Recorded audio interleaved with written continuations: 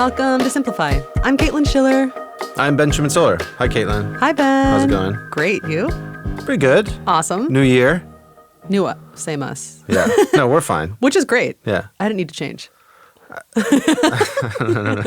Neither did you. That's the point. We're all great as we are, but we can also make some improvements, which honestly is why we've been making this show now since 2017. We've got 7 seasons. We've got more than 50 episodes featuring interviews with really amazing authors and thinkers who write about all kinds of great ideas that get you a little bit closer to the you that you hope you can be. I mean, we launched with one idea. We want to get to the point of best-selling nonfiction books. And books are a good place to go because books are where good ideas are disseminated.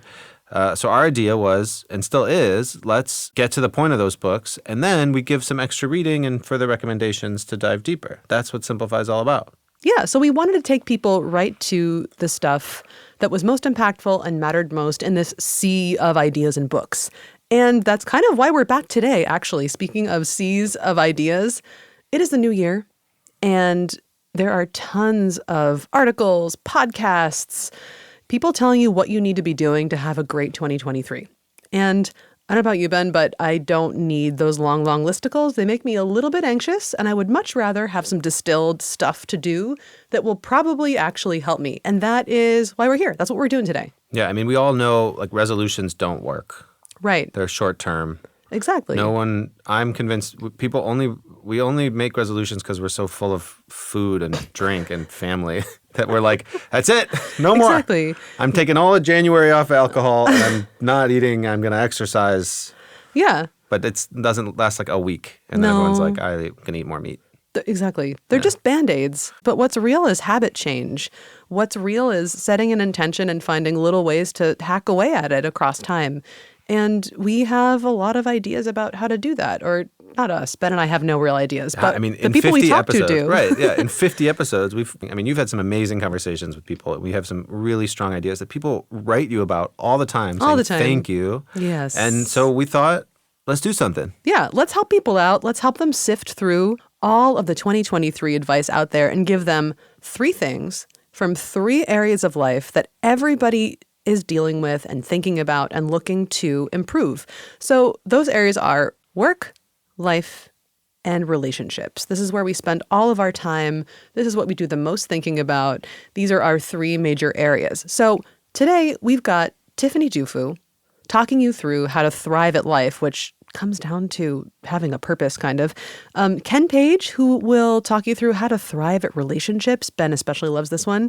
And Liz Fosslien, who will help us figure out how to deal with our emotions at work and thrive in that arena too. Yeah, we're confident about these 3 from the 50 episodes that we've done because we have the data. These are ones that have stuck with our listeners. These are some of our most popular episodes of all time. And we can vouch for these. These are strong.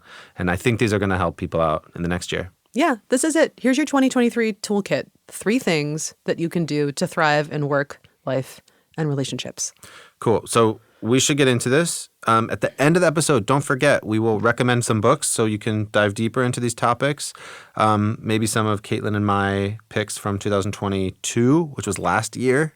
Yeah. And we have a treat. We're going to share something that Caitlin will explain at the end of the episode that we're pretty excited about. Yeah. Do I tease it now? Do you want to, or should we make him wait? Do we? I think we make him wait. Okay. Let's get into it. Okay, so we should start with probably one of the most popular episodes of Simplify ever. Actually, it is, in terms of downloads, the most popular episode of all time. We're at like, what, 270,000 downloads of this episode when last counted? Yeah, it's amazing. And it features Tiffany Dufu. And you did the interview. Do you want to introduce her? Sure. Tiffany Dufu, who is also amazing. I don't like to play favorites, but this conversation really left an impression on me. So Tiffany Dufu, she's the founder and CEO of The Crew, which is like a club that matches women in accountability circles to help them meet their life goals. She wrote a book. It's called Drop the Ball. Expect less from yourself, get more from him, and flourish at work and life. And she walked me through some of the most important ideas in that book. The basic premise of the book is that it's okay to drop the ball. That is a phrase that we have a lot of negative baggage around. But really, Tiffany's idea is that you need to drop some balls. You can't be holding on to everything and doing everything, because that means that you're not doing any one thing really well, and you're not allowing yourself to thrive and grow into your actual purpose, doing the thing that you're here to do that will fulfill you the very most. Yeah. I mean, we should probably tease what we want to share from this episode, which is, again, for next year, something really powerful. It's this idea of imagined delegation. Tiffany explained it to you during the episode, and you were like, I know this thing, but I don't have a name for it. This changed my life. Yeah. Then you'll hear a story about the ugly side of me, which, everyone should definitely know about. Imagined delegation. Cool. So we put together this clip and what people should take from Tiffany to apply in 2023. You ready? Let's do it.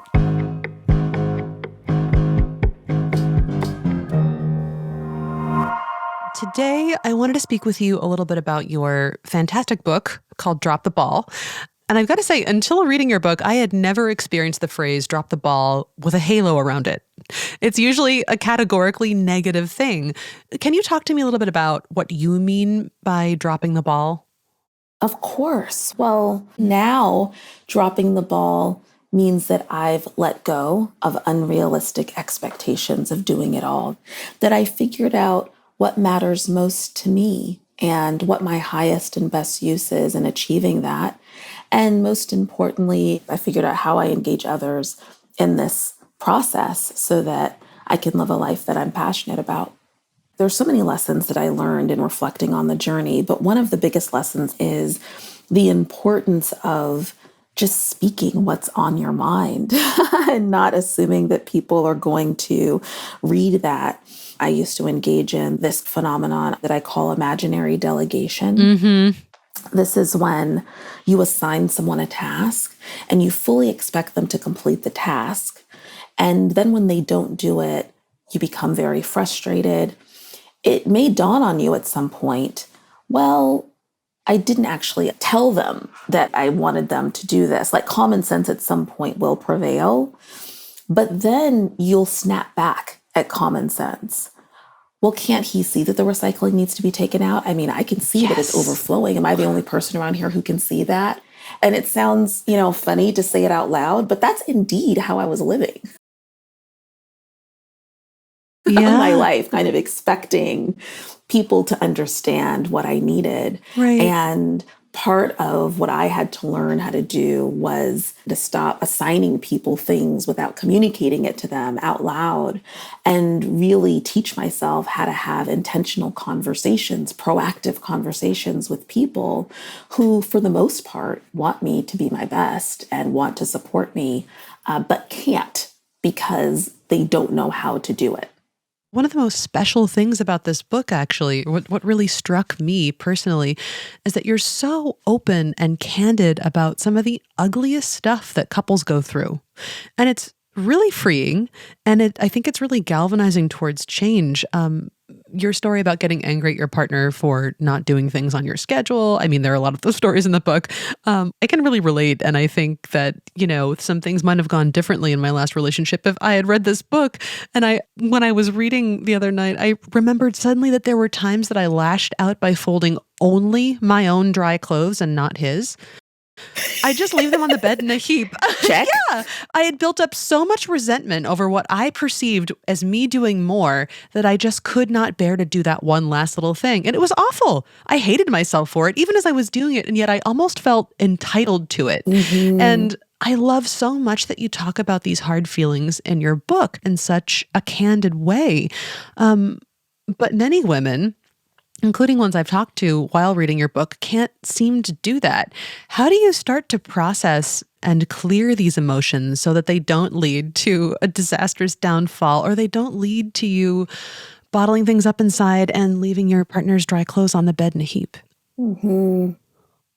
One of my mentors said to me something that I'll never forget, Caitlin. She said, Tiffany, resentment is like drinking poison and expecting the other person to die. Ooh. You are dying. You are dying, and it is your problem, and you have got to deal with it. So the answer to your question is get help.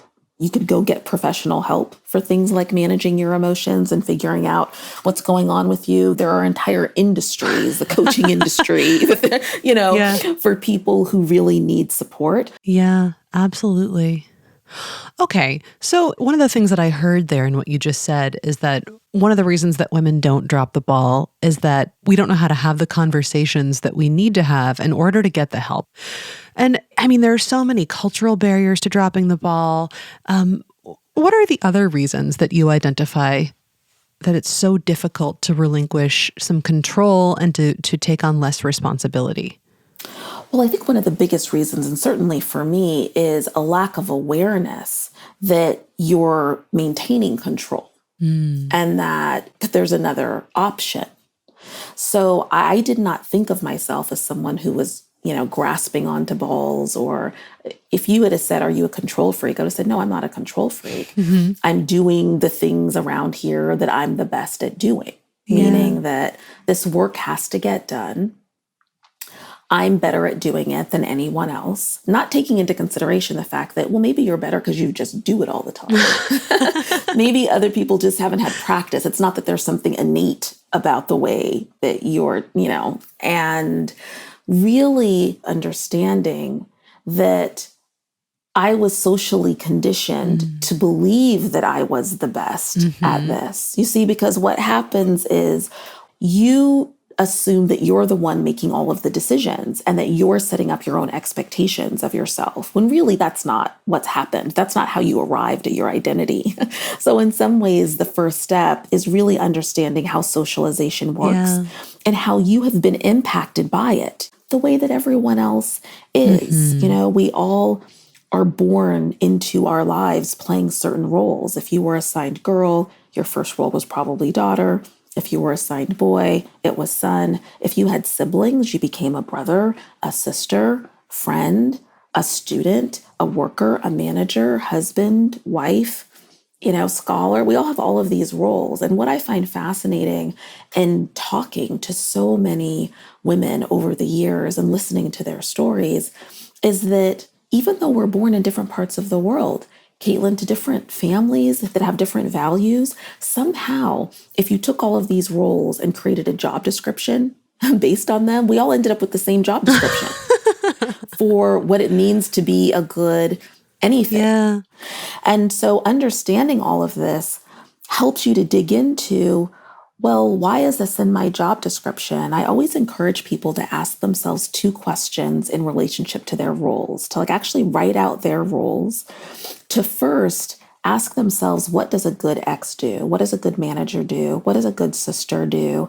And to write out the responses as if you were writing a job description.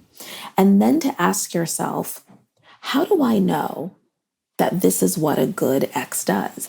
How do I know that a good worker is always the first to show up and always the last to leave? How do I know that?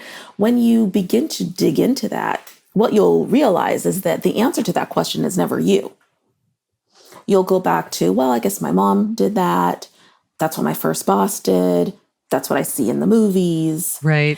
And it's that reckoning that you are not the source of your own expectations of yourself that I actually think is a precursor to, okay, how can I rewrite that job description in a way that works for me? Absolutely. I wanted to circle back to your introduction because it also links up to knowing when it is okay to drop the ball. If you're holding on to all this stuff that you're doing and building up resentment towards your partners at work or at home, how do you know what you can drop the ball on? That's such a great question. This is why the answer to this dilemma was a book. Because what happens in a book is that you're able to take someone on a psychological journey of really uncovering what it is that's getting them blocked. So you can't determine what ball you can drop until you're clear about which balls you should be holding, which balls you should be prioritizing, first of all. So you've got to go through a process of getting really clear about what matters most to you. Usually when I ask people what matters most to you, they rattle off different aspects of their lives. My career matters, my kids matter. the question I really encourage people to dig into is, what do you hope to achieve in relationship to that area of your life? My career matters to me too, but what matters most is that I'm advancing women and girls in my career. My kids matter to me, but what matters most is that I'm raising conscious global citizens. That kind of clarity is important so that you can then figure out, well, what is my highest and best use to achieve that? Let's take my kids. One of the things that only I can do in relationship to my kids is instill values in them. So when you're thinking about your highest and best use, are there things that other people could do that it wouldn't be callous or irresponsible to delegate? And what are the things that it would be highly callous or irresponsible to delegate? And for me, instilling values is one of those things. So my highest and best use in raising conscious global citizens is engaging my kids in a meaningful conversation every day. Who did you laugh with today? What choices did you make today?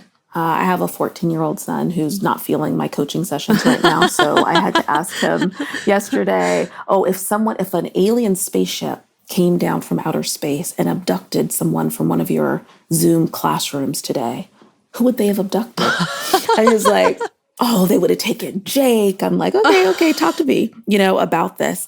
And in that way, I can hopefully help them to develop a positive relationship with themselves, with the world around them, with their teachers.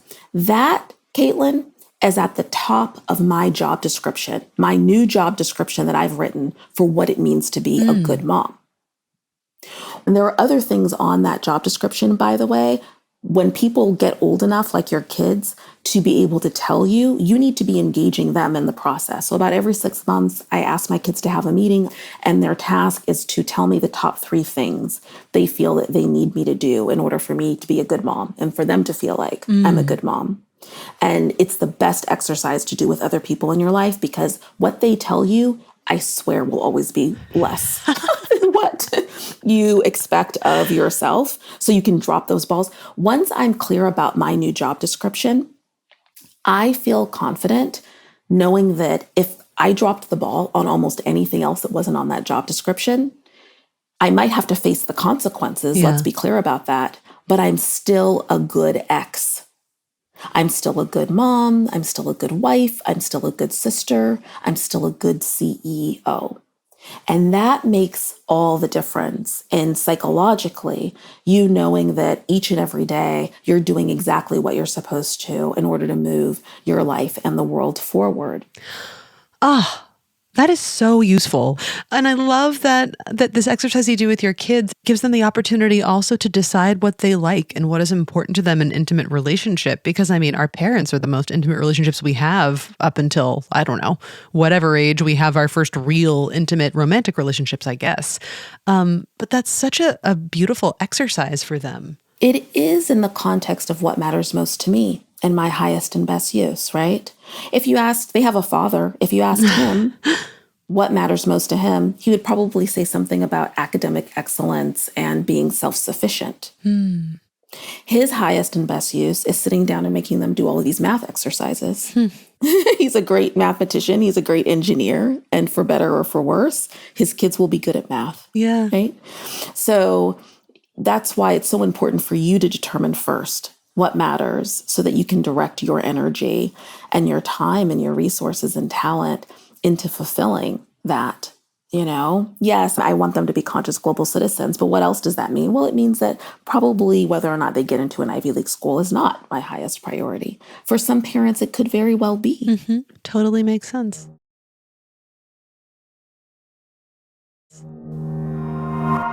Okay. All right. That's Tiffany Dufu. I mean, like, listening back, it reminds me why it was the most popular episode of all time. But why do you think that it was so popular? Like, what connected with Tiffany for our listeners? Well, I think there's a lot in there. There's that, it seems obvious, but even in this age of taking better self-care and wellness, Tiffany points out that too many people are under a lot of pressure from what she calls job descriptions that they didn't even write. Yeah, I've make them up. Yeah, I've certainly felt like this before. They're cross-cultural. They are really heavy. They are actually really restrictive. And And this idea that you can have more control over what you're spending time doing is a really essential idea that everybody should remember and honor more often. And her idea of finding whatever your highest and best use is has really stuck with me over the years. It's changed the kinds of projects I accept. It's changed how often I step forward versus step back. I don't know if you've noticed, Ben. It's been really healthy for me to ask myself, is this the thing that best serves? Is this the best way to spend my time? Really? Yeah. Does it need me on it, or can it be somebody else who will probably do an even better job? So thinking critically about the way that you spend your time and what you're really devoting yourself to is a lesson I think that everybody needs. All right. What's next, Ben? Ken Page. Hooray! Ken Page wrote one of your favorite books, I think favorite books ever. The book is called Deeper Dating, How to Drop the Games of Seduction and Discover the Power of Intimacy. And he's also a psychotherapist. And what do you love so much about Ken? I mean, you did an Instagram Live with him. I did. Tell me more about Ken Page. Ken Page, I think, is so special because he has really clear, memorable, novel ways of identifying experiences that we've all had looking for intimacy and love, but maybe have never really put words to before. And there was one that really, really resonated with me, and I know really resonated with you, Ben, and that is, what is it? The core gifts, the wave of distancing. Wave of distancing. The wave of distancing. So you're going to hear about that next. It's a really great thing to know about. I don't think enough people recognize it. And you'll hear about the wave of distancing, and you'll hear about core gifts, which are two really important aspects of what Ken offers in his book.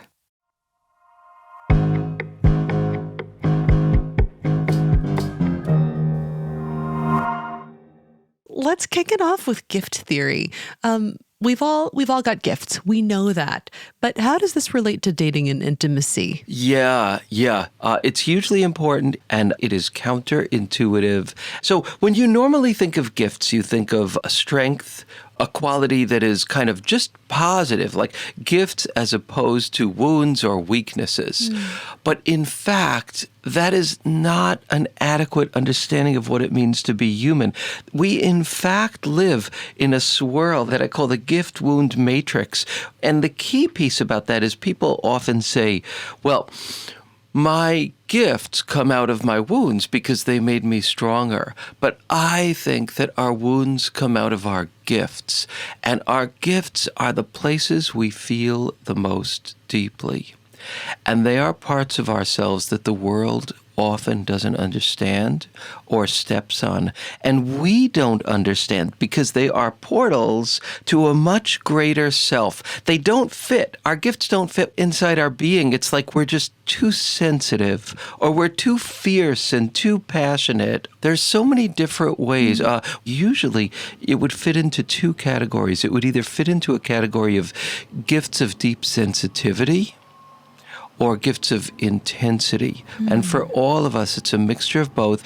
And our gifts are the places we feel we don't fit into the world because of our differentness. But those gifts are vast and important parts of ourselves. Like some people have called core gifts like shards of God inside us. They're too big to fit. They're vast. They're portals to bigger spaces. And we find them in the heart of our deepest insecurities. And all of us need to learn how to name and excavate and then finally cherish these core gifts. So every place you've told yourself, I'm too sensitive, there's a process to reframe that and think, how is this connected to my deepest gift? What if this was a gift that was so powerful that it was hard to manage? Every place where you feel like you're too much or too intense, or you care about things more than other people, what if those were not your weird spots? What if those were not curses? What if those were your most profound gifts? And they are. And they are the parts that will lead you to a relationship that could be wonderful. And it's true.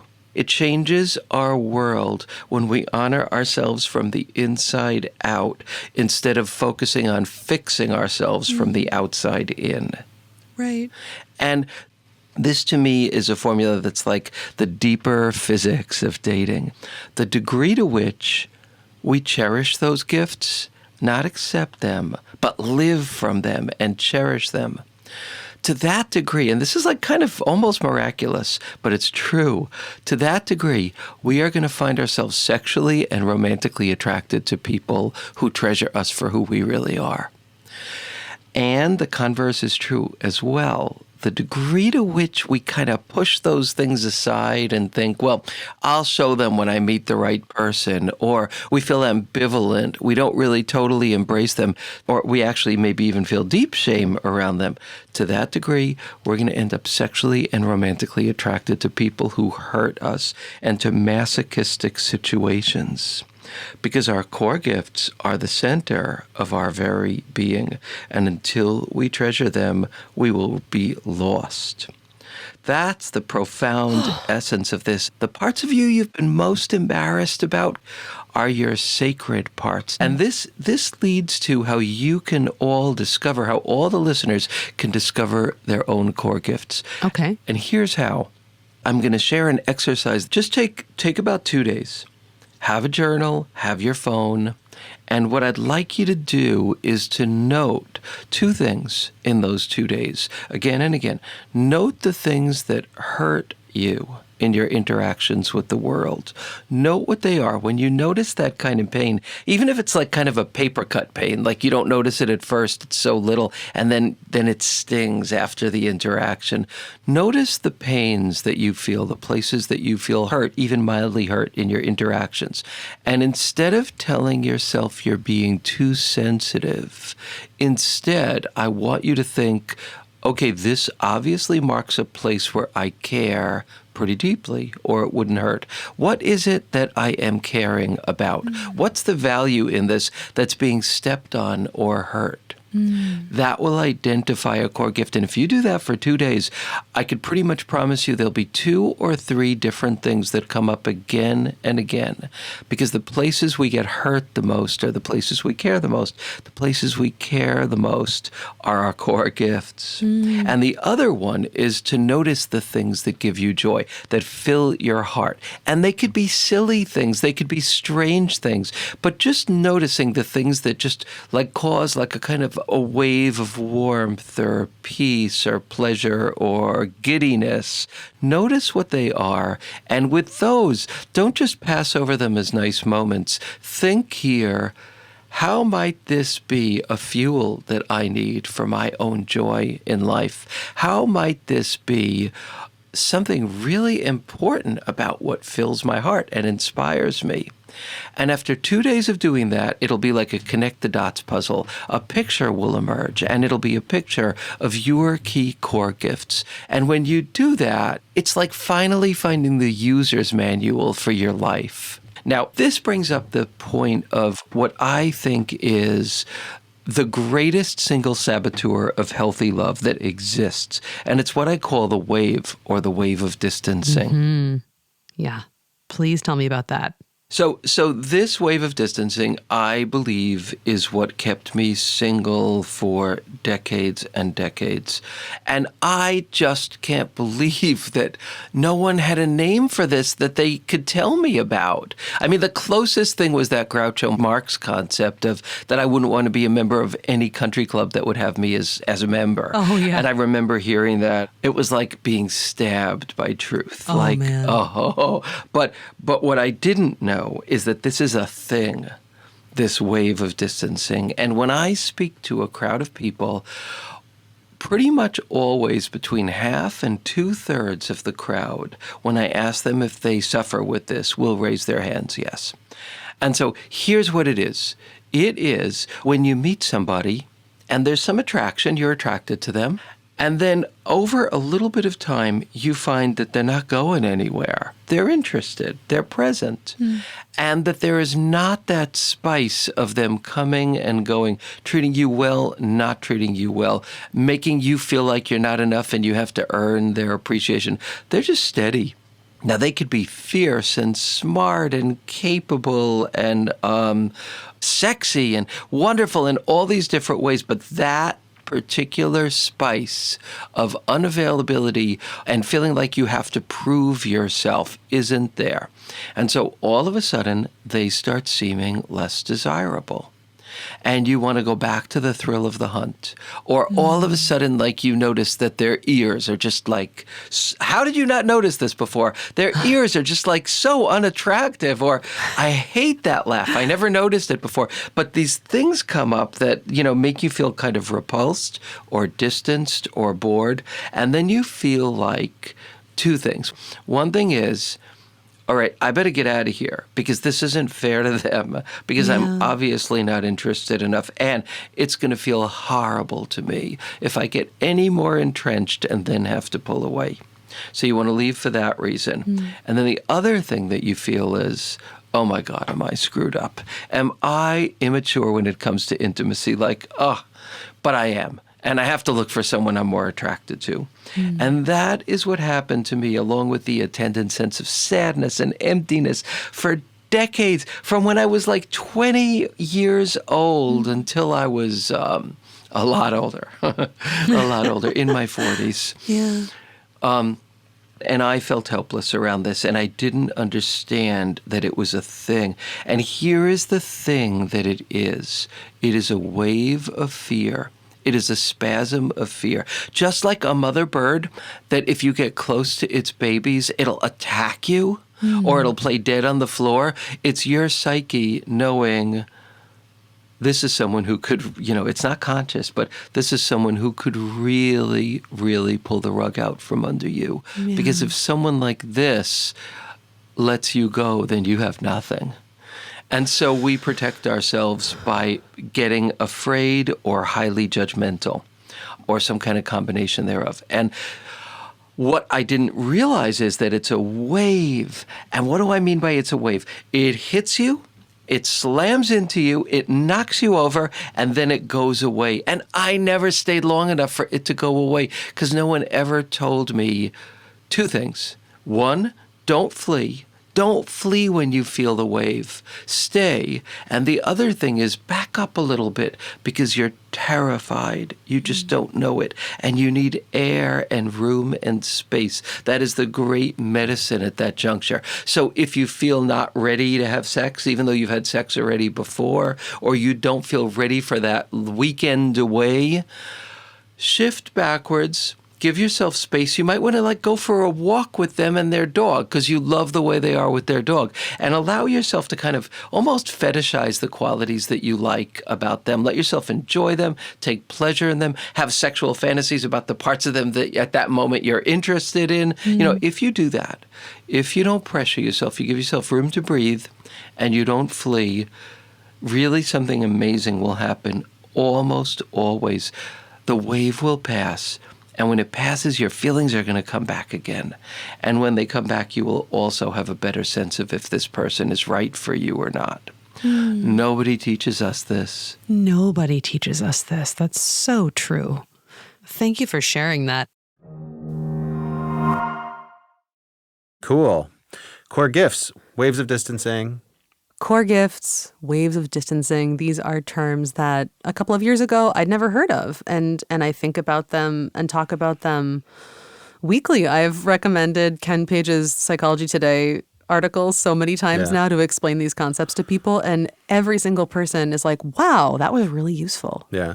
But okay, they're useful, they're nice, they explain something, but how can it lead to actual change? How do these ideas change people's relationships or what can people do in the next 12 months to actually apply them? Or how does this relate to people having a better year this year?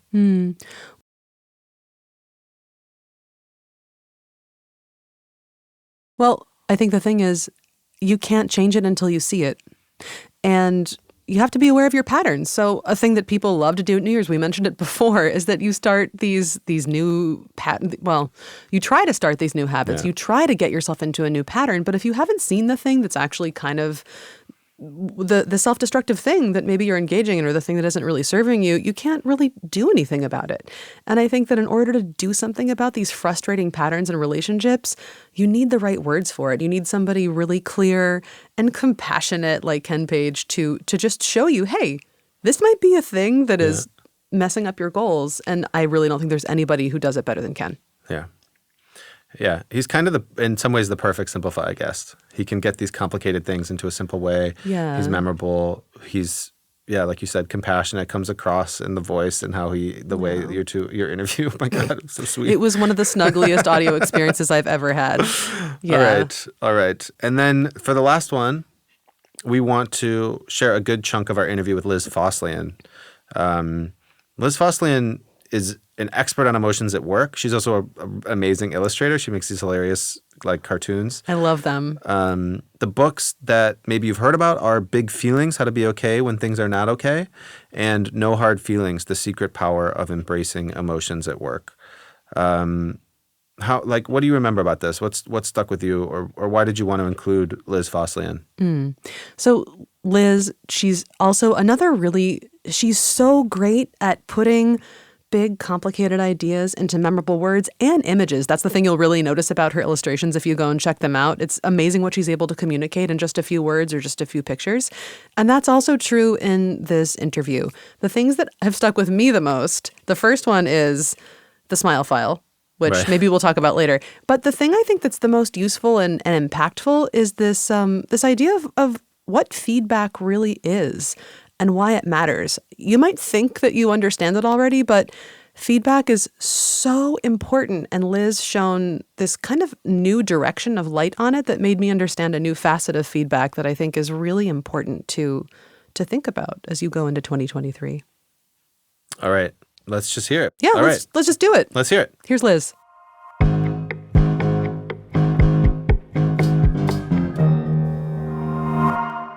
Was hoping that we could talk a little bit about feedback. What can I do to be a better recipient of feedback? Yes. Few specific things. One is create a smile file. And so it sounds cheesy, but bear with me. So this is a folder you create on your desktop, in your email, wherever.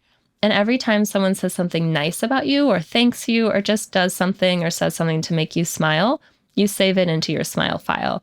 And then when you get a piece of negative feedback, you can actually return to that file and read all these wonderful things about you. And then it's actually easier to see this one piece of constructive criticism as a single data point. And maybe you need to make a change, but it's not like a tear down of who you are, which is often what it feels like when you first receive that.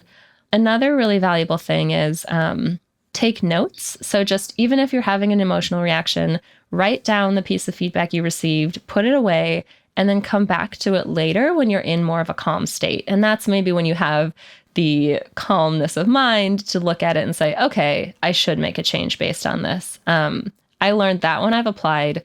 My mom is sort of the PR person I never asked for. So anytime I tweet or post something on Instagram, she'll text me 5 minutes later and just be like, I'm not sure this makes you look professional, or you misspelled a word here. And I've started to write those down because often she's right, but I just have this rebellious teenager reaction where I'm like, Mom, get off my Twitter. I don't want to hear it. So yeah, write it down, come back to it later. There might actually be some truth in the feedback you're getting. I think that's really good advice in general. Just cool off a little bit. You also nuance your section on feedback in a way that I have to say I haven't seen a lot of other books do. You explicitly address how men and women or women and people of different racial backgrounds might get different kinds of feedback or get it with a different scope. Could you speak a little bit about that?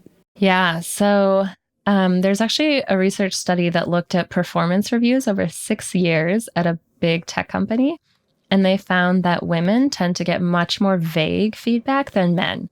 So where a man might hear, hey, in the deck that you shared, slides 2 and 3 are repetitive, delete one.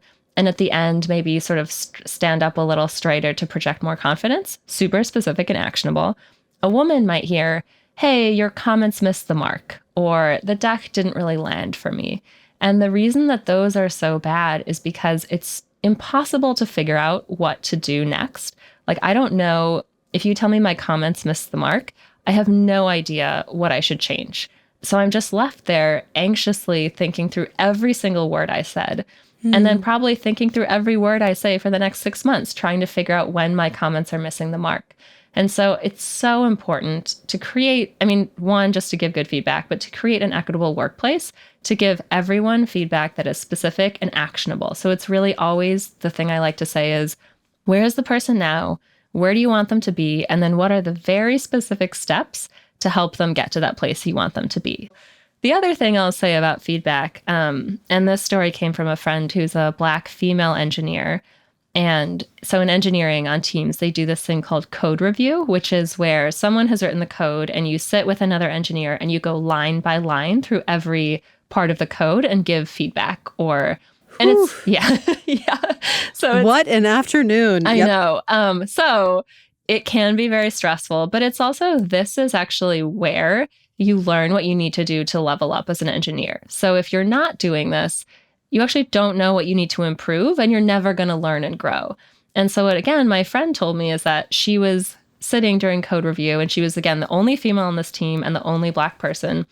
And so she noticed that when these white male coworkers would sit next to each other, they would just rip into each other's code. They'd be like, line 2 is terrible. Line 3, you obviously forgot the semicolon. Line 4, there's such an easier way to write this out, and would just like mercilessly throw feedback at each other. Mm-hmm. And then when they sat down with her, they would be like, oh, overall it looked great. There's maybe something slightly you could change at the end, but generally I think you're doing fine. And it was because they were uncomfortable around her and like just were afraid to have these little moments of like, yeah, it's hard to give feedback. It feels bad to get feedback, but it's still sometimes the best thing you can do for the person. So she finally ended up sitting them down and saying like, hey, I just want you to treat me the same as your other coworkers because I'm not learning. I don't know what I need to do differently. And it's actually, you're creating a more unfair workplace because you're just not comfortable having these awkward moments with me. So like, have the awkward moments with me. If there's spinach in my teeth, tell me there's spinach in my teeth. I want to know. So I'm not walking around the rest of the day with spinach in my teeth.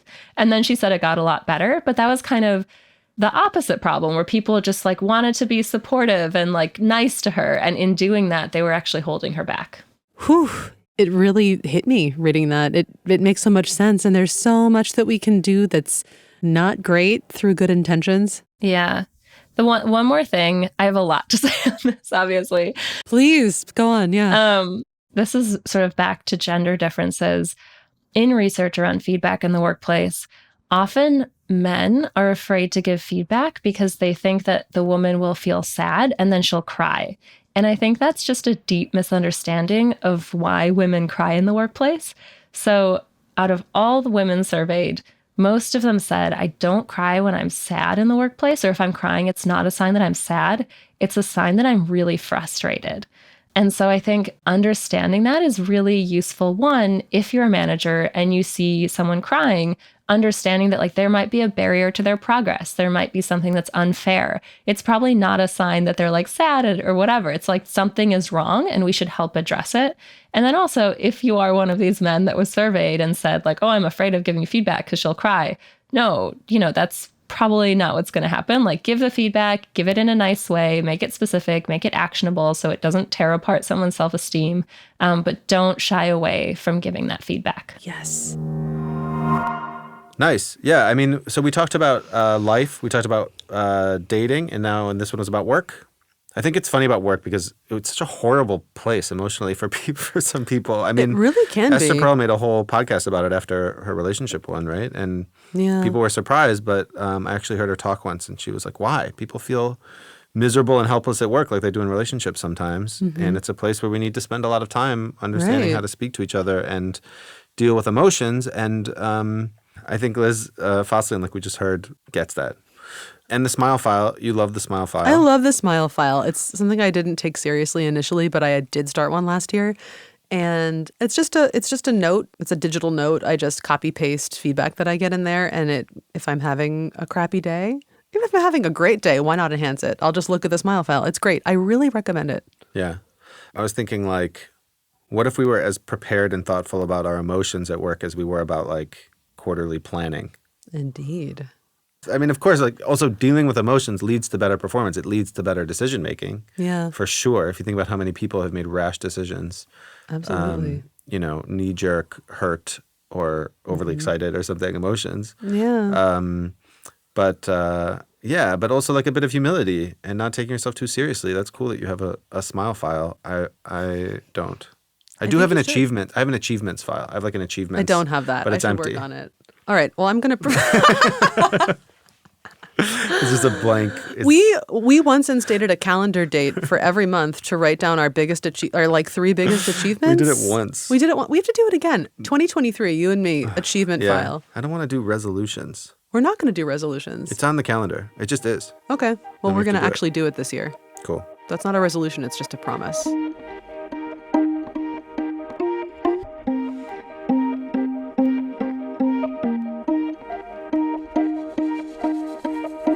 Welcome to the bookend where we end with books. Hooray! My favorite way to end. Yeah, it is the best way. Yeah. So usually we recommend more books about the topic that the episode deals with, but we didn't interview one author today. So what should we do, Ben? You have a plan. I mean, I thought we could give people a book or some like recommendation that could make their 2023 better. Do you want to go first? Yeah, I'll go first. So this is a book that is available on Blinkist, though honestly, I think that you might get the most bang for your buck by checking it out on Blinkist and then buying the actual book. It is a classic, one that I was really resistant to for a long time, but it's The Artist's Way by Julia Cameron. I did The Artist's Way last year, and it's an unblocking process for people who are experiencing writer's block or just want greater creativity. And it was the best thing I did for myself last year. It's a 12-week thing that has concrete exercises that you can do to reignite the creativity in your life and all kinds of other stuff too. Have dreams for your life. It makes it sound like I was really sad and broken down. And the beginning of last year was really rough. It's very dark in Berlin in February and March. And I really needed this. And a lot of things came out of it. I have a better idea as to what I want for my own future. I also started painting, which was a thing that I didn't even know I had in me. And I did a show. I did a gallery show. It's true. I did an exhibition. I've sold a bunch of paintings, which is no really marker of achievement, but it's something I started doing because of The Artist's Way. I did it for pure pleasure. I started sharing them on Instagram. People actually liked them. And I They're love amazing. it. It's a thing They're that amazing. I do almost every day now. So I really think that doing The Artist's Way will be a positive change for anybody who really devotes themselves to it. I know it sounds like it might be a little cheesy, but give it a look. The main thing that you have to do is just morning pages. It's journaling every morning, but crack it open. That's my recommendation. The Artist's Way. Yeah. Mine is similar. Maybe I'm trying to think of a segue. Mine is similar in that it was recommended to me, or people have talked about it also when it comes to like finding motivation inside yourself, finding something you can connect with. It's called Build by Tony Fadell. Okay. So you know about the Great Resignation since COVID? Yes. So everyone's like trying to find more meaning at work and Yeah. resigning. I think, right, people are thinking about their careers and career moves in 2023. People are a few years older than when the pandemic started. I'm a manager. Let me say that in a less horrible way. Ben's I'm my al- boss, you guys. I'm also a manager. So I'm interested in like what motivates people at work. And I think this has some good and clear-headed advice about career in the tech space, like careers and what you can do. And he helped build, Tony Fadell was involved in building the iPod, the iPhone, Nest. He built some of the most iconic products in tech history. And so the book is sort of split between his path and stuff he learned and what he advises younger people now, but also some of his hard-earned lessons about how to build and how to build creative and how to work in teams and how to be, how to make that work. So I felt soothed just reading about someone's career path, and I can recommend it for sure. Build by Tony Fadell. Cool. All right, then I guess we're ready for 2023 now, right? I think we are. I think so too. I hope that the ideas that we've talked about today are helpful and useful to you. And I think that trying just one of them and finding a way to implement it in your life this year, just ask yourself the questions that they bring up. I think it'll make a difference. Yeah, I mean, could we recap them? Like life, Sure. relationships, work, life being find your highest purpose. What are you spending your time on? How are you talking to people about that? Yeah. Ken Page, figure out what your core gifts are, because that's the actual special thing that will make you feel really rooted and seated in yourself and help you find the right people. And the wave of distancing, which, is just, we all get the ick sometimes. And that's actually a really natural part of the process. And all you need to do is stick through the ick. Yeah. Yeah. And work? Work. Feedback is a critical component of your work life, and it is a way to show people that you're invested and you care. It's a way to get everybody on equal footing. If not everybody is getting equal feedback, then not everybody can advance equally. And it's just really important to do that and remember that feedback is a gift that you're giving. Yeah. And give it in the spirit of a gift, not a punishment. Yeah. We will put some links and some other goodies in the show notes so that you can take it further. We'll link to the books that we talked about. Hey, we've been through a lot the past couple of years. Look at us. We're going to start 2023 like cool people that can handle anything. Absolutely. I have a good feeling. I mean, I don't think I'm jinxing it. I feel pretty confident it's going to be a better year. I agree. And to give people something else, we wanted to. We like to start the season with a gift, right? Yeah. So we're going to link to it in our Instagram, actually, which you can find through the show notes. It's a tool that is from a guide that we made at Blinkist this year called Beating Procrastination and Distraction. It's from Nir Eyal, who wrote this Indistractable book. Right, yeah. So the tool is called Turning Your Values into Time, which is really what we talked a lot about today, what all of these authors talked about. And Nir helps you with these 3 questions. I think it's just 3 questions. Helps you look at the way that you live your life and the different arenas in your life. So relationships, self-care, work, and identify what you're actually working toward, how you can have a year that is defined by your values and you can use your time in service of those. So totally free. We're just going to put it on Instagram. Go find it. We hope that you enjoy it and it helps you get your 2023 off to a good start. Yeah. I mean, like for the past few months, only subscribers had access to this. That's true. Subscribers of Blinkist, where Caitlin and I work. Yeah, by the way. Yeah. I hope people try it. I mean, I think it's worth blocking out 10 minutes, 15 minutes to just write some thoughts down on this or whatever. Go for a walk and just ponder it or talk about it with a partner or a friend or a kid or whoever, a parent, depending on how old you are. I don't know. And yeah, like you said, it'll be on the Instagram. Yeah, I guess that's it. So I don't know. I guess we're done. Happy 2023. And thanks for being here. I really miss this. So. Yeah, this is fun. Yeah. If you want to suggest an author for Caitlin to interview or for us to check out, just shoot us an email, podcast@blinkist.com. Yeah, get in touch with us. We want to know what you want to hear. Please tell us. That's it.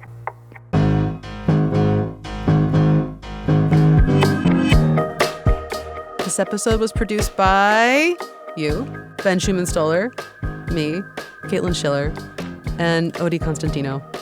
And thank you so much to Tiffany Dufu, Ken Page, and Liz Fosslien for just being wonderful. Yeah. See you all soon. Be good. Bye.